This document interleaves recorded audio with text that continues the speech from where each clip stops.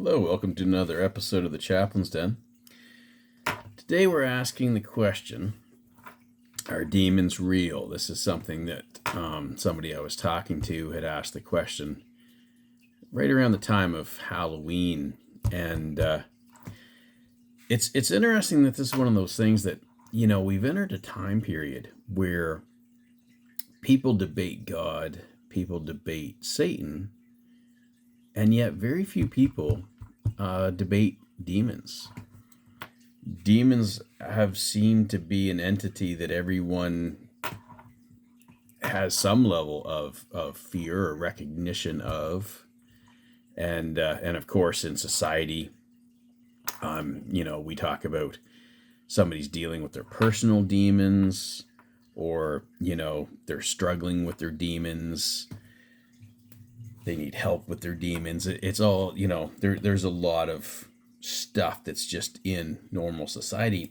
Now, how do we look at it as well, whether you're Christian or not? The simple answer is there are demons, absolutely.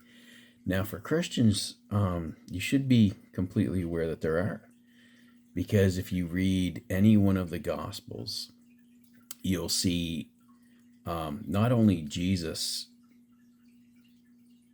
even converse with these demons, but you see what they're capable of doing. So not every time that somebody is sick, sometimes people are sick and they come to Jesus and he's able to heal them. Sometimes the sickness is caused by a demon and he's able to expel the demon. Sometimes demons have the ability to complicate somebody's life, to hinder them in life. Sometimes they have complete possession of the person and they're able to do things through the person. They're able to basically control them. I don't know if we ever see, I'm trying to think of an example now that I think of it. I don't know if we ever see a time that they're fully in control. There's times where they're absolutely in control, and yet it seems like there always is a struggle within the person. When Jesus releases the person, there's never it's not like, oh, I wasn't aware of what was going on. They were fully aware of what was going on and what the demons were doing in their lives, and the impact that they had. But it is interesting that when Jesus deals with them, there's times where there's one demon involved. There's times where there's demons working together. Most people know the example where the response to your name, we are legion, but there's a whole bunch of us, and it's interesting. In some cases we see where Jesus will expel a demon. There was the case with the boy that the demon seemed to be always trying to hurt the boy, and the father says to Jesus, he tries to, if there's a fire, he tries to throw him in the fire. If there's water, he's trying to throw him in the water. And it's interesting because Jesus says, if you believe, we can expel the demon. And the man says, what I think is an extremely honest answer. He's like, I do believe. Help me with my unbelief. Like, I do believe. I probably don't believe anywhere near the level I should, which is just brutally honest, right? Trying to get his son helped. And that's a situation where Jesus not only expels the demon, but tells the demon not to come back. So when I think of outside of the Bible, some people say, well, outside of the Bible, can you think of any examples? There's two that I think are really, really good examples. There's two cases where there's two guys. There's two different books that I read. They were both ex-witch doctors. So one guy was in Vietnam, and I'm thinking the other guy was like Amazon area. I remember it was jungle, but I don't remember exactly where it was. I remember the first one was Vietnam. I remember that one clearly. But what was interesting is, so these guys were witch doctors. They served for years as witch doctors in their community. And then they found their faith through missionary outreach, they found their faith, became Christians, left all that behind, of course. And they both had the opportunity to talk to different Christians about their past. And what was interesting is that they were both kind of put on the same spot where people said, well, now don't you feel bad? Don't you feel extra shame for like inventing these creatures and making this fake power and stuff? And both guys had the same answer. Like, this wasn't fake. This wasn't fake at all. This was 100% real.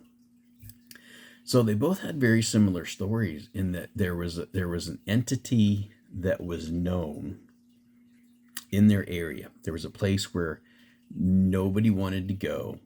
Animals didn't want to go. Everyone was scared to death of it. And what these guys did was they went and basically presented themselves to this entity. Now, when they did that, I remember one guy was saying like it was basically like it was almost like he was knocked into like a coma state. Like he fell over and he was having all these dreams and the things communicating to him in these dreams. I don't want to say which is which because I don't want to mix them up. But I remember one guy, there was a huge section of river, and deep down, he said he could go out into the river on his boat and see deep down this massive snake. And he knew there was no question this is what he was communicating with. And so the snake would give him, the entity, the demon would give him guidance on, if like he'd come and say, what do we have to do? Because we're scared to death of you, what do we have to do to win your favor so you won't wipe us out, so you won't do this, so you won't do that? And in both cases, we see very clearly that it's almost like self-destruction. It's like, basically, I want you to live a life of like drunkenness and debauchery, so these very simple village people in these areas, they started more and more like drunken orgies, and then it gets to the point, okay, now we have all kinds of offspring. People are having offspring with the wives of other men, for example. And then it's like, okay, what do we do with all these kids? Because now, according to our own rules, this is not right in society. And then of course the demon's like, well, just kill them, and it just gets worse and worse and worse. And so anyway, they made this point. What was really interesting about this point is there's a show right now where a guy goes around looking at archaeology around the world, and what's interesting, he finds all these places where people have created monuments to snakes. And he asked the question, why all these different spots in the world? Why is there always this snake? And the other thing that he questions is, it doesn't seem as if they like it. It seems like it's a very fearful thing. So when I was watching that, I was thinking, it's interesting because, of course, the first demon entity that people ever had anything to do with is, of course, Satan, and Satan took the form of a snake. So it could be very apt that all his followers, take the form of a snake when they appear to these other people. And like these guys were saying, these witch doctors were saying, they never thought that they were a god. They never thought they were God, but they knew they were extremely powerful. They knew that there was a power. There was a reason to fear them. They never liked them. They never loved them. They never worshiped them. They followed in fearful obedience of what these things were. And of course, once they came to their faith, then they had no more, these things had no power over them. And it's really telling that the only reason that we see more than likely that these things had any power over these people is because the people came to them and said, if you won't hurt us, what do you want us to do? So the people are saying, hey, we're in your power. You tell us what you want to do. So it's not even the fact that the demon is making them do this stuff. The demon is just telling them, this is what I want you to do. And the people go off and do it. Did the demon entity actually give them powers of cursing and stuff like that? Absolutely. And again, the witch doctors noticed that at a time when they were fighting the Christians, when people in the village became Christians, and they were still holding on to what they were serving, one of the wake-up calls for them was, okay, I'm able to curse these people and ruin their lives. These Christians, I can't touch them. So right away, they're making the point, okay, I'm serving something that has power. But these Christians are clearly serving something that has a greater power because it's able to block the power of this thing, which I think is phenomenal power. So whatever the Christians are serving is obviously a much, much stronger thing. So that's the interesting thing about it is we see.